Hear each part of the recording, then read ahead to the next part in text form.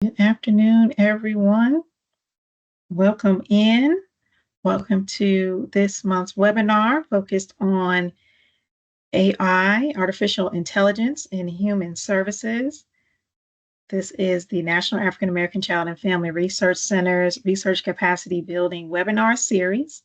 We are excited to host these conversations with you to increase your knowledge and capacity in conducting your own research. My name is Latrice Rollins. I'm honored to serve as the Director and Principal Investigator of the National African American Child and Family Research Center.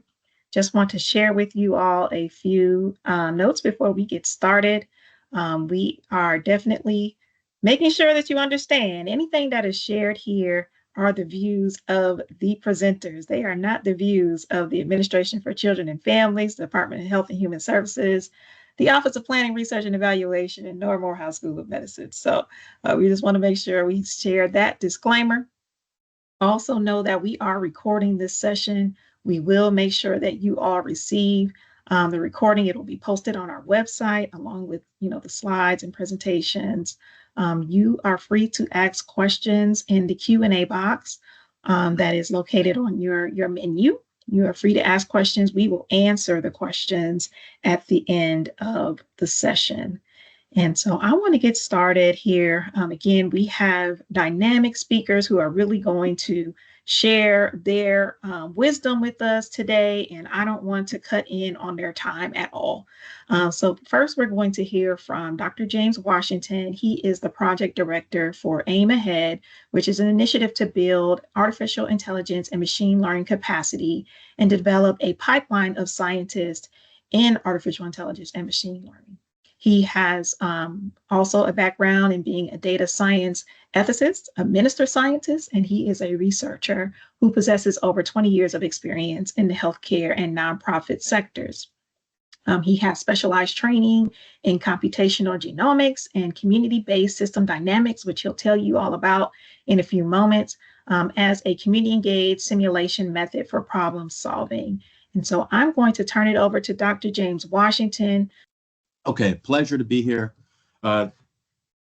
And really, I'm just learning about the National African American Child and Family Research Center and a lot of the great work that Dr. Rollins is doing. First of all, I'm going to introduce the Aim Ahead program, and where I'm a project director. And the goal of our program is to really increase the number of scientists in artificial intelligence and machine learning. The next item, we'll talk about the importance of enculturating science. And that's important because it's about really adding context of what we're doing, whether it's science or AI. Then I guess the main piece where we'll talk about artificial intelligence starring human services. And in that, I'm going to give a framework and just some examples of how artificial intelligence can tell the narrative about what's happening in human services and social work. And then the next piece, we'll talk about social worker at the nexus of AI problem solving. With Aim Ahead, what we've done at Morehouse is really focus not particularly on the technology, but really on individuals using their particular expertise to first solve problems, then apply whatever technology that they're familiar with or comfortable with to those problems. And then just some closing notes, and then we'll transition over to Dr. Johnson. Now first, Aim Ahead. Aim Ahead was established by NIH in 2001 to develop a more dynamic and really accelerate the AI ML workforce, particularly among underrepresented minorities. And some of its main focus include increasing knowledge, awareness, national scale community engagement and empowerment in artificial intelligence, machine learning. Another particular goal is using AI to address really our major chronic condition disease categories, cardiometabolic disease with heart disease and diabetes, cancer, and then behavioral health, which encompasses all of mental health and a lot of the substance abuse issues that have become serious in recent years. And then also the importance of building community capacity and infrastructure in artificial intelligence and machine learning, and to address community-centric health issues. In other words, the issues that are important to the community.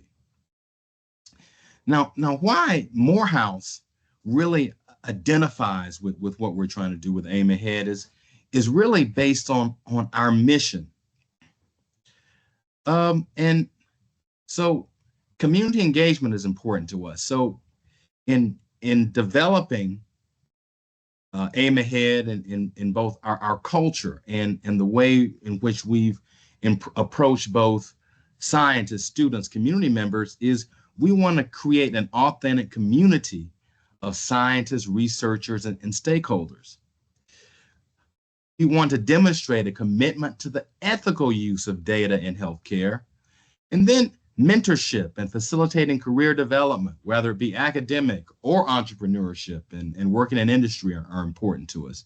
And then the other key is collaboration that impacts literature, which is our body of knowledge about AI and biomedical sciences, the research that we do, and of course, clinical care. And a word that we often say in the academic environment is we want it to be translational.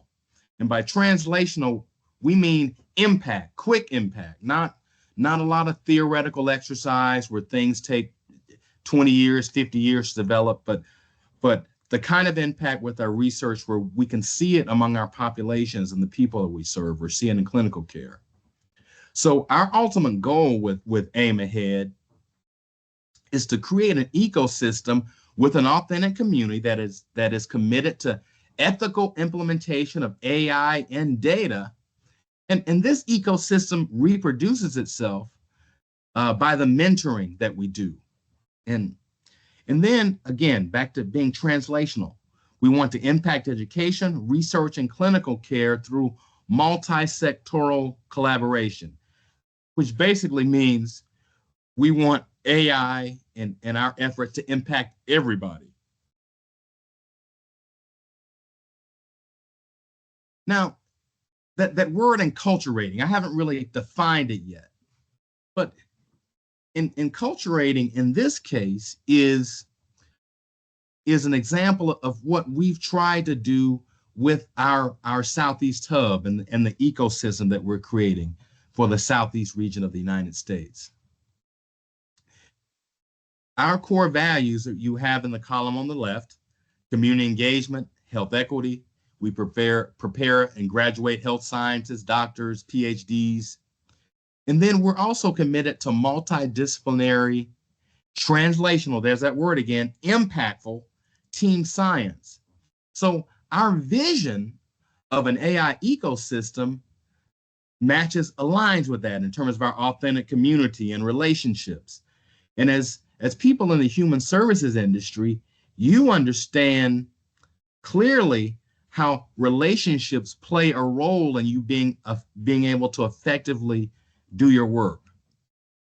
Then we see the other things that I've mentioned before.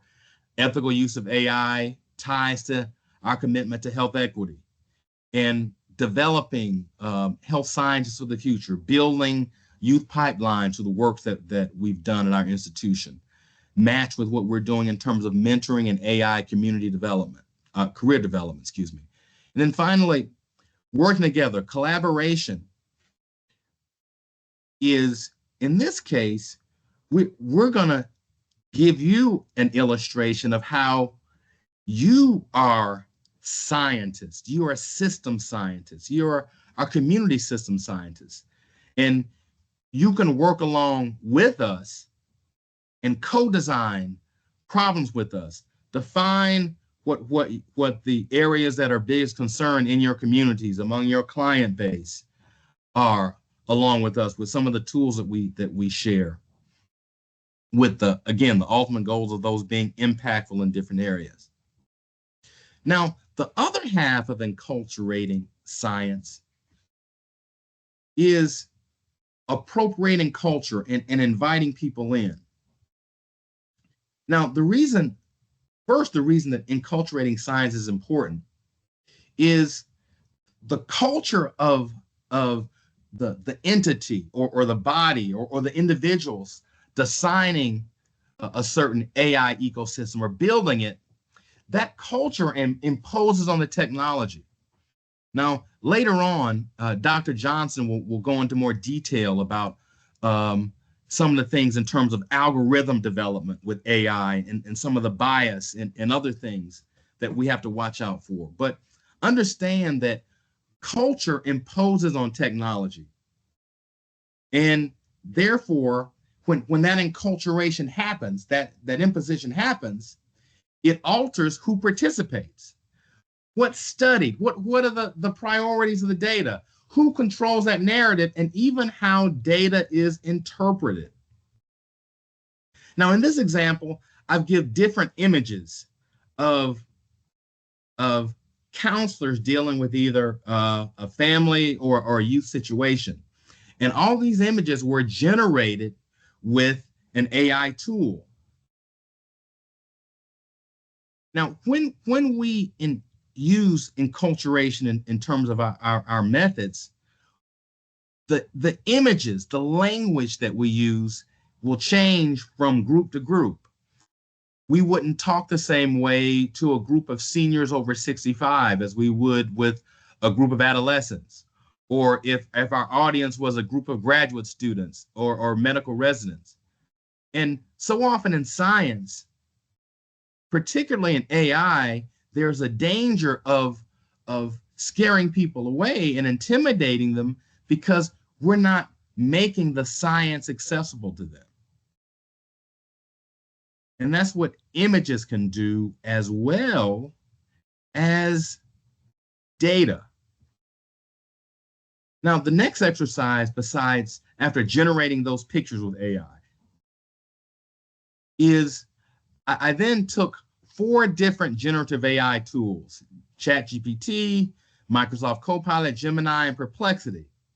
And I asked this question. I want to learn more about, well, what's it like being a social worker? What are they going through?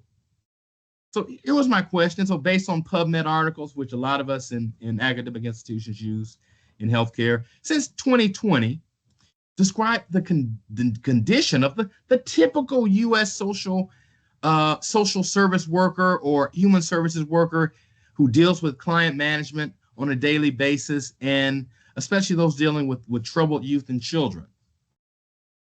And here is the data that I came up with after running those.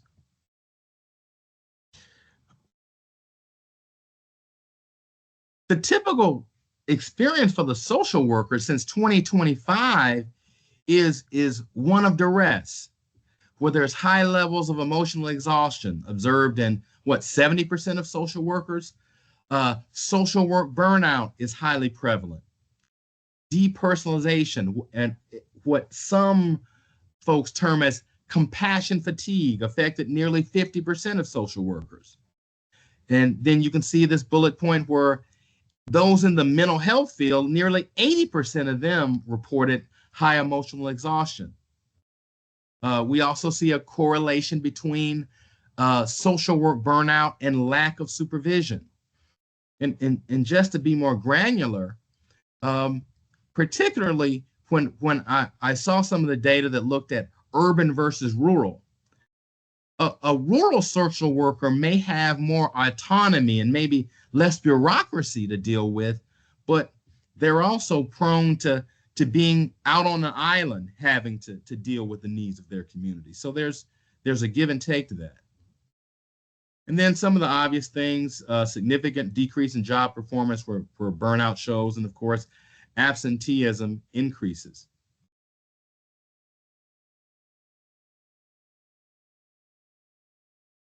Now, here's some of the other things that I thought was interesting, and some of the graphic illustrations of the social work environment. You can see the one graphic on the left. It talks about key factors that contribute to burnout social work, and you can see lack of support in green, the emotional stress of having to deal with stressful issues, high caseloads, underfunding, and underfunding in terms of both on a state national scale in terms of what the need is under funding, but also in terms of wage stagnation, whereas greater demand is being demanded of your industry, but the pay isn't keeping up. And then the part of lack of worker recognition. Social work tends to be one of those industries where it's needed everywhere. It's needed in hospitals. It's needed with youth services. Um, it's needed in so many different environments and is considered critical, yet isn't treated that way, much like educators. Now, here are some other six key trends starting this year and beyond that I thought was interesting. First of all, increased demand for social workers. And with announcements of recent cuts in Medicaid and SNAP benefits, that sort of thing, guess what? You're going to be impacted even more by that. Two, this renewed focus on aging, mental health, and diversity. Now, the focus on aging is understandable because we're starting to see an aging population in general as baby boomers get older, and that group becomes larger. And issues related to that, such as dementia, Alzheimer's, are things that have also grown with that. So those are going to be major concerns. Now, also in terms of approaches, the rise of multi-vendor providers. In other words, more one-stop shops are happening where organizations are maybe trying to serve seniors, youth, and do after-school programs and that sort of thing, or dabble with home health, transportation, and other things.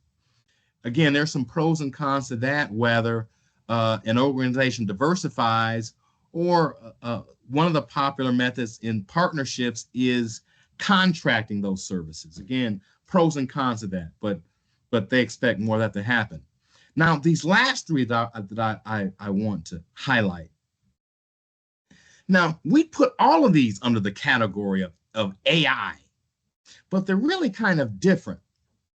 AI and predictive analytics basically is looking at all the data that we have about you and your industry and predicting what's going to happen going forward, rather what policy changes might happen, how might burnout affect the industry and its ability to serve the needs of the populations, etc. Then there's the part about automation of human services processes, which also fits in that AI category. But in this case, we're talking about trying to relieve the administrative burden and make things easier. Now, ironically, there are cases where the automation actually sometimes includes confusion and frustration because it's not a natural workflow process, even though it speeds things up. So there has to be time spent on designing these automated processes. And your input needs to go into these different things and how they affect workflow. Similar to the last one, software as a service solutions. I'm sure on a daily basis, and it happens to us here at the medical school and the academic industry, where you basically get bombarded by vendors. Hey, we got a great way that you can organize your time. Hey, we have a way to improve your revenue cycle. Hey, we have a great way that you can better manage the mice that you work with. I mean, there's all kinds of things where software is better. But again, part of the reason we focus so much in AI problem solving is there needs to be an expert in that design to make sure that it's effective and it's relevant. So here's where we transition, where we want you, the social worker, to be at the nexus of AI problem solving. And so why is that important, you ask? It's because, number one, I gave you a little bit of statistics about your industry and about the work that you're going to be faced with doing. So there's tons of data out there about you and your industry. But how involved were you in that data collection? In the summaries and in the charts? I mean, besides maybe responding to a survey or something. So if you're going to be central to the data, you should also be a designer and an influencer how that data is going to be used. Because who was better qualified than you to devise solutions than those people who are there on a daily basis in the front lines? Now, a key question will then become, how will you create a social work ecosystem that is more responsible to your clients, yet healthier for your peers? So issues such as workflow, recognition, all those things that are challenges. If those accommodations can be made when AI is designed to build your ecosystem, you're more likely to have something that's more effective. So your expertise in social work and human services must be translated into AI problem-solving approaches. Now, Morehouse School of Medicine has created a community science system training model through the Aim Ahead Southeast Hub and the Cardiovascular Research Institute. And it's applicable to any sector. We could have this conversation. Actually, we have had it. We've talked to folks dealing with long COVID symptoms. We've talked to hypertension patients and folks dealing with that. We've talked to clinicians. We've talked to youth dealing with the issues that they face day to day. As long as you tailor it to your audience, it can be adapted using the community-based system dynamics framework created by Dr. Peter Hovman at Case Western Reserve. And let me give an example of how community-based system dynamics is different and what we're trying to do with the community science model. First of all, in this case, the community is you, the social work industry, you and your peers. The system is community-based system dynamics, some of your real-world experience, scientific method, and then the scientist is you, the expert, who has a domain expertise. If we do this in the right way, we will impact the data that is collected, how it's interpreted. This data will drive solutions, and we will recreate an ecosystem.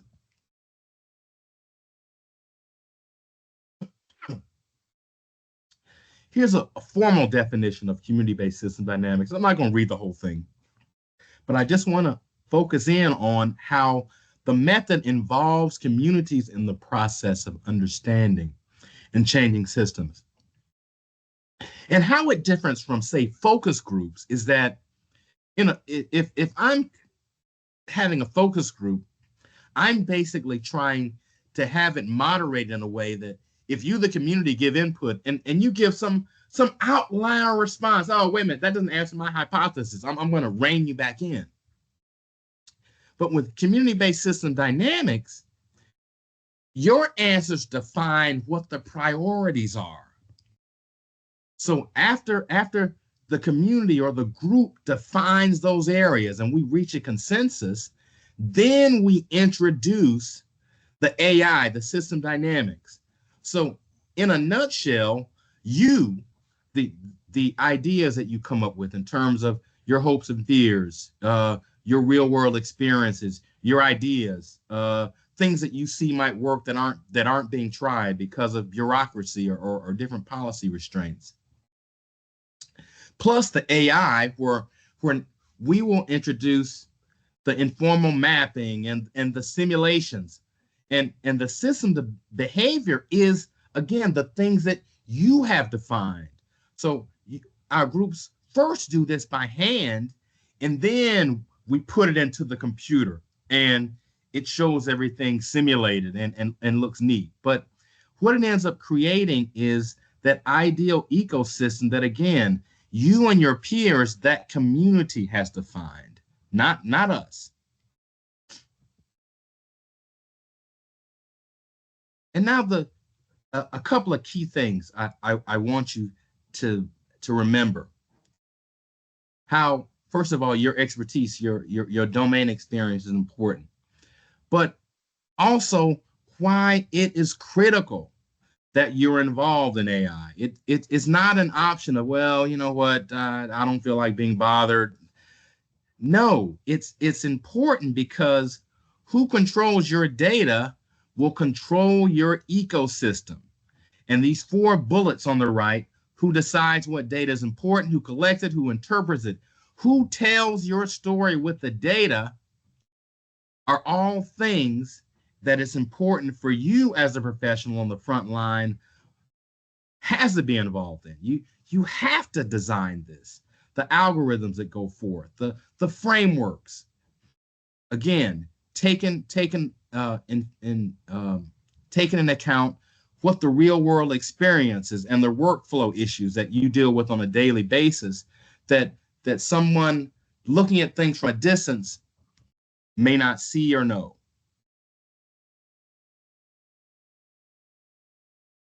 And finally, final note for you. Talked about your domain experience being critical to this process, but it's not just that. The other thing is, and again, it what we do as an institution, our community engagement. I talked earlier about how relationships are critical. The caseworkers, the social worker, the human services worker, the folks who do the field work, they build trusted and solid relationships with the client base where they can get more honesty, more answers, more and learn more about the issues that actually drive different things. I can't tell you how often people create clean algorithms or policies are developed that aren't based in what the data shows. What we want to reverse with our approach to AI problem solving, with developing community system scientists among the different sectors like social work and others, is that, again, that real world experience drives how we solve problems.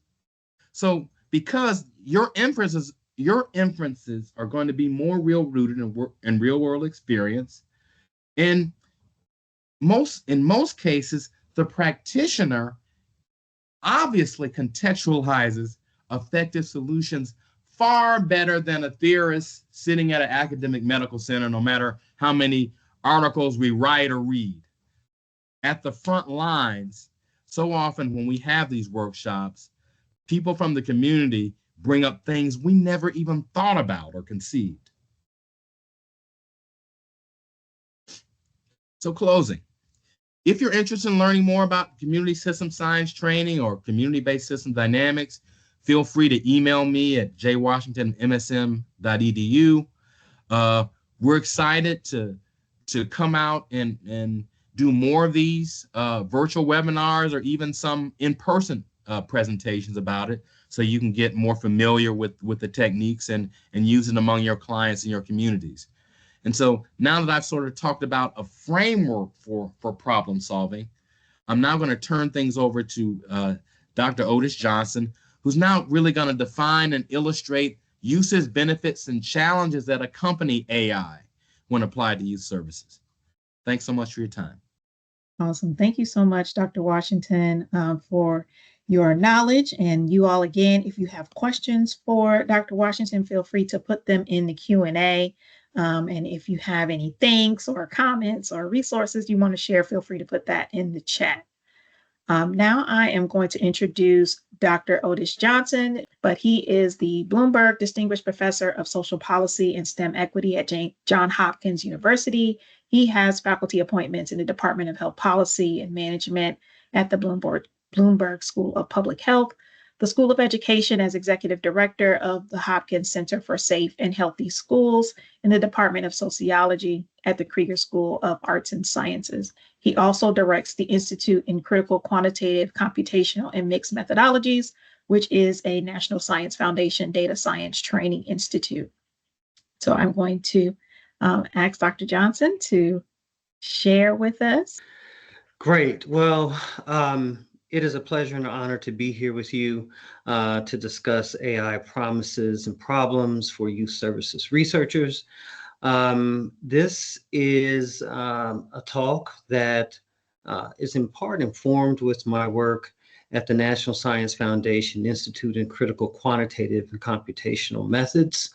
I've put the address to it right at the bottom here. So if you're interested in learning more about the data science training opportunities there, definitely check out the website. We're very excited that we are, I guess, in our second cycle of data science training for 3 additional cohorts, bringing our total cohorts since 2019 to 6, and over 100 scholars that have been trained. So I'm just going to move forward into, if I can advance here, let's see here. There we go. I'm going to move forward into the agenda. First, I'm going to go over some really basic definitions of artificial intelligence. What exactly is it? I'll probably also rope into that conversation machine learning. And then we'll talk about AI technologies and problems of social services implementation and practice. A lot of what I'm going to talk about there revolves around the problem of bias, which is something I think we should all be acutely interested in and trying to avoid in our own work. But, you know, it's not all doom and gloom, right, on the AI front. There are plenty of beneficial ways in which AI is impacting the world. And in one respect, social services research might be one of the best examples. I'll then wrap up. But moreover, I want to make the argument that, what did I do here? I hope, there we go. AI is reshaping opportunity, and especially for African-American communities in really unpredictable and perhaps more alarmingly unscripted ways, right? I think we need to be ahead of the curve here in harnessing AI for the betterment of our communities. And so I hope this presentation leads us on that path. So what is artificial intelligence? And AI in this case is really a collection of different techniques. It includes an approach to technology that is human-centered and is supposed to replicate some of the things that we would find humans doing on a daily basis. It also has particular domains. Here I've mentioned just 6 of them: NLP, robotics, machine learning, fuzzy logic, expert systems, and there are others. And I'm going to say Gen AI a lot, or large language models in addition. And sometimes these technologies are really a package of many of these things. For example, Gen AI or generative AI like ChatGPT also includes machine learning because deep learning models are machine learning based. Then we're going to talk a little bit about research and development of the computational infrastructure and what does that mean for, or compute infrastructure, and what does that mean for people's access to actually doing this type of work. And then perhaps one of the most important things is to understand how AI is impacting the world, right? How it's impacting our work, how it's impacting how we've structured opportunity. I think these are all things that should be really important conversations for us to have, given how fast innovation is moving on the AI front. So yes, there are lots of different definitions. Again, I just went over some of them. I won't go over all of these, but I will mention algorithms. And so you see there's a process or a set of rules that really governs the actions of computation. Large language models, I already mentioned that in terms of generative AI and ChatGPT, but there are others. When I say trained on data, you should understand that as a process of us making sure that the AI technology is representative of whatever data and aligned with whatever hypothesis we'd like for it to inform. Autonomous, we all know about autonomous vehicles, so that's pretty self-explanatory. But I think predictive is really one that's important for us to consider. That's more in the machine learning lane because predictive algorithms are transforming major areas of social behavior and social activity, mainly how we identify people for future success, whether it's in education or elsewhere, or maybe even future problems such as offending within police work. So why AI ML? Well, it processes a large amount of data, right? These data would not be processed by humans. It's gets in the realm of big data, and it just provides computer assistance for something that we want to move through more quickly and efficiently. It also learns, and this is in the ML lane, where the data have relationships, underlying connections and associations that the algorithm actually can tease out and bring to the fore for us to then use to make predictions. Semi-autonomous and autonomous processing. It's less time that we use actually doing the computation. We allow these systems to do them for us. And then also creative content. And here, this is largely in the large language model lane or the ChatGPT type Gen AI system, where it's actually generating what we call new content, right? It's generating images, it's generating prose, it's generating language. And then also there is the ability to create synthetic data, right? So these are data that are patterned after data or other sources of information that frees up the restrictions on what might be human subjects data. So this type of work could actually advance open science, right? Because you can actually make synthetic copies of human subjects related data and have them available to the public because they're not traceable. So in the social services, it's really important to know that digitized records and data are really advancing AI at a fast rate. Also, there's the way to try to understand physician and case manager relationships by using these records. One of the great studies that I always reference here, I've provided the citation, is where the records, the actual notes that the physician was making about patients was recorded and uploaded.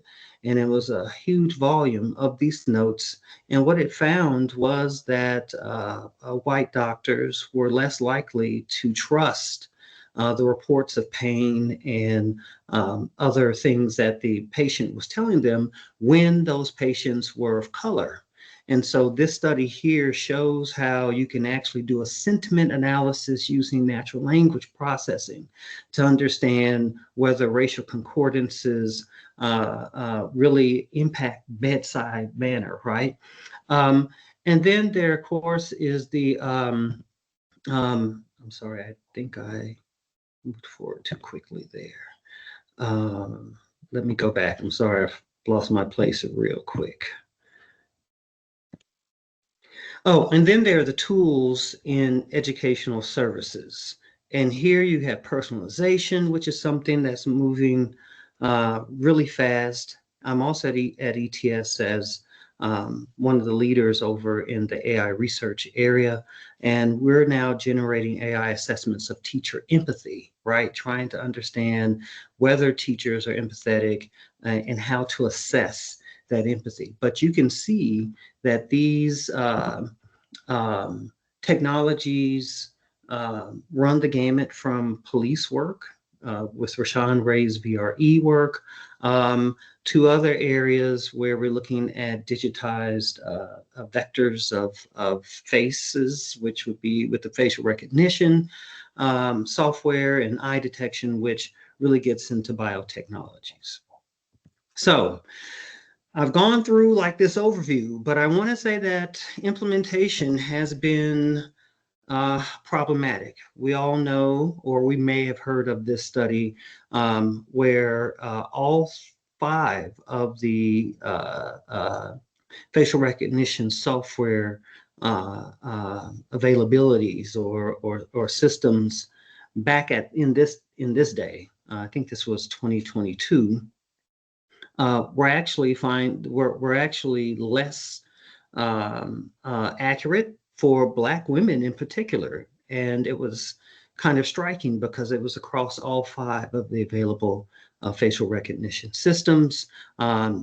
NIST did a replica of this study and found that, yes, in fact, these biases are true.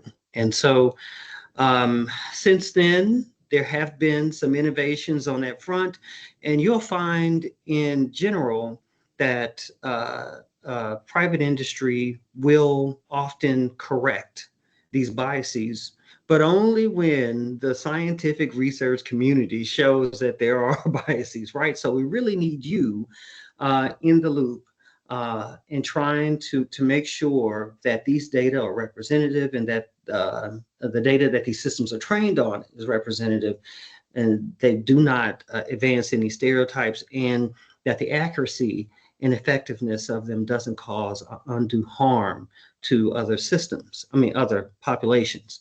Same way here, we're finding that large language models tend to generate stereotypical content. Again, there's another great study by A.J. Avero, which shows that the actual cultural norm that you find in large language models is that of a white male educated college educated from the Palisades, which has got to be one of the most affluent areas in the nation. So yes, even these AI systems, these large language models, have a culture of their own that they're actually using with which to understand or predict or generate other cultural content. So I think that's really important. We need to keep that in mind. Also, likewise, this study here with the Hopkins Oxford Global Infectious Disease Collaborative showed that they couldn't get AI to actually generate a picture of an African doctor treating African kids or kids of any other race. And this was after 150 revisions to the prompt. And now again, they have corrected this. But again, the point is, we often have these systems deployed publicly and they don't function the way they're supposed to. And they oftentimes function with a bias that is negative toward African American communities. Likewise, we have all of these different instances here, whether it's voice recognition, whether it's autonomous vehicles, and one that has been probably really covered by the news the most is this one of dissecting racial bias and algorithm used to manage the health of populations, in which an actual healthcare provider, a system, was using actual costs according to race in its predictive algorithm for people being identified for acute care. And in this case, it under-identified African Americans because it didn't understand that there are other drivers of cost, right? And so once they corrected the system, it actually increased the percentage of African Americans that really needed acute care by 17%. So a 17% under identification because of this algorithm. And this algorithm was actually in practice. might have actually caused real harms and unfortunately changed the lives of African Americans for the worse. So I just want to say there are books out there, right, that you can look to that are amazing if you want to learn more about algorithms and how they can be used in ways that impact the African American community. So differential exposure in AI is another thing that I've been working on. And I know we're running out of time here, but I just wanted to mention that it's not just how well they work, but who are they targeting? And in this case, we know that Evolve and other systems have been deployed in African American serving schools and in public areas where we frequent. And it has led to, and this is one of my studies in the Journal of Criminal Justice, disparities in Black people's exposure to AI surveillance. So again, it's not just how it works, but what is the intent of the technology and what might be the disparity related to that. And so I worked with the Federal Trade Commission, of course, under the Biden administration, but the Federal Trade Commission Commercial Litigation Unit, which actually brought actions against this company and the company, the president, of course, was fired and so forth. So we try to actively engage with these companies and with the feds in investigating their claims of effectiveness. And so I want to offer also this publication that I recently have on technology and its impact on racial disparities and incarceration. My email address is down there, so let me know if you want a copy of it and I'll send it to you. But let's go ahead and perhaps wrap up here. There's more to these slides. I thought I'd be able to get through them in time, but I want to summarize these things and then we can have Q&A. First, there needs to be a level of curiosity around these systems. And these are some questions I think we all should be asking. As you consider the tools and the vendor and the contract and the implementation, perhaps the pursuit of these systems in your own social science research, I want you to think about these things. One, large language models must be trained on representative data to prevent cultural hegemony and stereotypical output. Next, we need to ask what communities are involved in the training. And in this case, I actually did work with Peter Havman and Google, ex-Moonshot Group, on a systems dynamics approach to community-based AI, in which we piloted on the Maori indigenous people of New Zealand. And there, we're trying to think about, instead of these large AI systems like ChatGPT, but how can we create community responsive AI systems that would, not bias against people's language, linguistic background, and so forth. So think about the communities and who have been involved. The time is important. LLMs are trained perhaps maybe about 6 months at times to get them right for public use. But once they go to the public, they continue to learn, right? So a system that has been put in public that is representative will not remain representative because public use is not random, and it will in some way start to become biased again. We also need to think about what metrics are predictive. Are these metrics that are used in machine learning predictive algorithms, are they highly correlated with race? And if that's the case, then the prediction that it generates will also be correlated with race. You also need to understand human versus AI discrepancies in analyses and output. And this is a way that we try to understand the level and direction of bias. You need to be asking people about what are the human versus AI output differences in the system that they're trying to get you to buy. Are AI systems free of synthetic data? Remember, AI is supposed to mimic human behavior. To the extent that we start to train those data on data created by AI, then AI systems start to mimic AI behavior, and that's a problem. Are VRE socially, culturally appropriate? In other words, are those representations patronizing, essentializing culture, harmful homophily assumptions? Because white users, for example, might actually benefit from some VRE representations of other cultural groups. So homophily assumptions don't work across all racial groups. Ask, who are these systems designed to benefit? And here you should think about a design justice framework as opposed to a dehumanization-centered design. And most important, always question, because AI systems will never be 100% accurate. And with that, I am going to hold the rest of these slides, but they are available to you, right? If you have questions about, I only had a few more to go over, but I'm always open to engaging more with everyone related to the center and anyone interested in AI. Thank you so much for the time we shared today. Thank you, Dr. Johnson. Excellent presentation as always. I already knew this was going to be very rich and a lot that you all each could have shared. You all each could have took the whole hour to talk about this issue. And so very quickly, you all, if you have questions, please put them in the Q&A. I will share them with the presenters because I see that we are short on time. I also put a link in the chat for you all to give us your feedback on this webinar.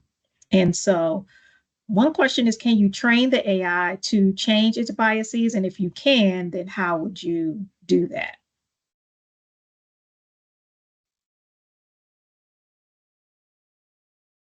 Go ahead, Dr. Washington, if you want. I mean, I'm happy to take it. Yeah, it depends on what the source of the bias is. Is it selection bias? Is it data underrepresentation? You first have to first you have to identify what the source of the bias, what kind of bias is going on, and then devise, what you're going to do in terms of a strategy. I'm a little bit of a pessimist. I do not believe that we will ever achieve a unbiased AI data sample. One, because it continues to learn. And so as we engage with it, it learns our biases. So no amount of training will stop it from learning new biases or old biases that it initially was trained out of. So it's just not possible. What happens though is ChatGPT will field a new version. We're on 4.5 now, and they're about to launch 5.0, which is supposed to be this game changer. But the point is, they continue to release new versions just for this reason in some cases, but they would never tell you that. Okay.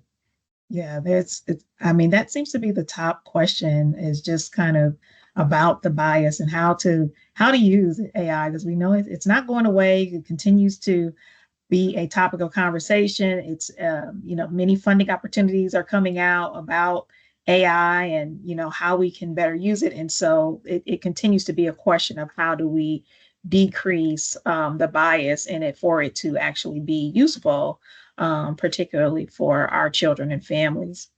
And so one last question someone asked about, and I think this is for you, Dr. Johnson, if you have any information on racial bias in predicting parole and probation violation. You have anything about that? That is such an important question. We tend to do the work on the front end. We're very good about arrest, incarceration, stops, even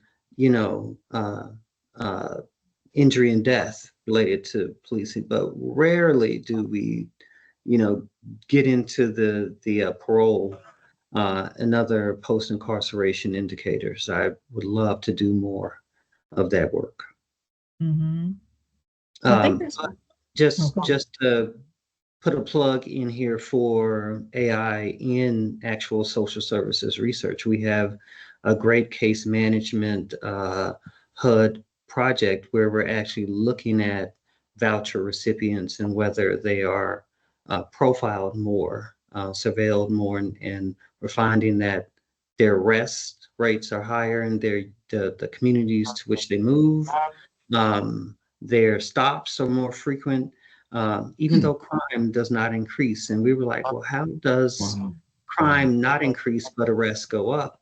And that's because of police discretion. So there are no reported, through 911. There's no increase in the actual crime rate, if we define it that way. But actual policing behavior, them using their discretion to stop people, is actually driving it. So we actually see that through case management, um, it's not helping those families avoid higher surveillance. gotcha. Okay. And there's one question, Dr. Johnson, about design justice versus dehumanization centered. And if you can expound a bit about the, difference. Okay, well, so design justice is a framework that actually looks at the entire data continuum, right? From who is actually in the room when engineers are designing the technology, to the data that's produced, to the implementation of the actual, all the way, the entire continuum. And there should be some interest in limiting disparities and having greater representation. The dehumanization is a really interesting take on that. It's basically saying, since AI is supposed to be human-centered, and if we move forward with a design process in which only white people are considered at each one of those stages, then basically you said Black people are not human, right? If it's an AI design, if it's a human-centered technology, then it becomes a dehumanization centered technology for the people who are not reflected in its design. So that's how you contrast the two, design justice versus dehumanization centered AI. Yes. And finally, Dr. Washington, I think you can speak on this as it relates to how we can reach a compromise with AI to have a collaborative framework with AI. Well, first of all, I wanted to give an example of a real quick example of how that dehumanization happens, because I first started out on the hospital side, and there's a big emphasis now on value added care. Oh, and we need our facilities to be more efficient. But what we found is that value added care didn't include patient quality because the model was based on our financial efficiency, not metrics on better patient experience or better patient outcomes. So that's an example. Now, in terms of how we compromise, I think it's clear that it has to be, again, about making sure that everybody's involved, particularly those people that are affected by the AI that's going to be used. And Dr. Johnson's right. There will never be 100% no bias, but at least let's be sure that the AI isn't causing harm. There are too many things, rather it be how things are decided in credit, finance, as well as some of the healthcare use case examples he gave, where the AI is actually causing harm. So at least we need to mitigate that when we talk about fairness. But it will take some time to really create enough scale of users that will focus more on being more ethical, being more balanced, having that greater social context embedded in the algorithms that will make it more equal and more balanced. Excellent. All right. Thank you both so much for your time. Thank you all attendees for joining us and sticking with us for a bit longer, just to get those full questions answered. We will be back again sometime next month to have another webinar, but you all feel free to reach out to us. We will have this recording on the website, so that you all can refer back to it. Again, Dr. Johnson as well as Dr. Washington both gave you their email addresses, to reach out to them for additional questions. But if you need it, you can also reach out to the center and we'll make sure we connect you all. Thank you all again so much for your time, and we will see you all later.